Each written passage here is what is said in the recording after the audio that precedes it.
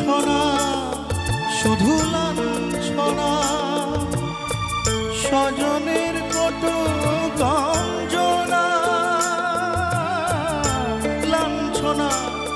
শুধু লাঞ্ছনা স্বজনের কত গঞ্জনা দিন রাত শুনে শুনে যখন সারাটা গায়ে আগুন জ্বলে